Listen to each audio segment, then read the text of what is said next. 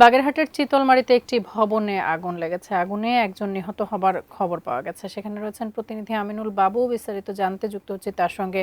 বাবু, আর কোনো হতাহতের খবর আপনার কাছে রয়েছে কিনা? আগুনের সূত্রপাত কিভাবে হয়েছে বিস্তারিত জানতে চাই।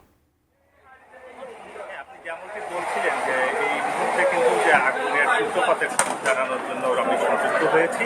এখানে নিচতলা থেকে আসলে আগুনের সূত্রপাত হয়েছে, কিন্তু ফায়ার সার্ভিস এখনো নিশ্চিত করে বলতে পারছেন না যে কী কারণে হয়েছে। তবে এখানে কিন্তু একজন মাত্র একটি বাসা ছিল, একটি আবাসিকের একজনের গৃহ পরিচারিকা, তিনি কিন্তু একজন নারী, তিনি মারা গেছেন এ পর্যন্ত খবর পাওয়া গেছে। এবং পার্শ্ববর্তী হাসপাতালে যে কতজন ভর্তি হয়েছে সেটি এখনো নিশ্চিত নয়। শুধু এখানে নয়, এখান থেকে বাগেরহাট সহ খুলনাতেও বেশ কিছু অসুস্থ ব্যক্তিকে পাঠানো হয়েছে উন্নত চিকিৎসার জন্য।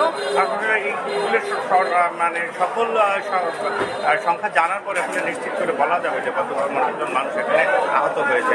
আর সেই সাথে এখানে কিন্তু জানিয়ে রাখছি যে ফায়ার সার্ভিসের 8টি ইউনিট উপস্থিত হয়েছে, তাদের 5টি ইউনিট সরাসরি কাজ করেছে।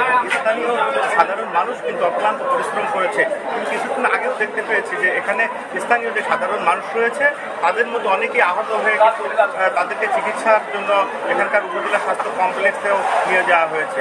তো এই ছিল আসলে বাগেরহাটের চিতলমারী থেকে আগুন লাগার সর্বশেষ খবর।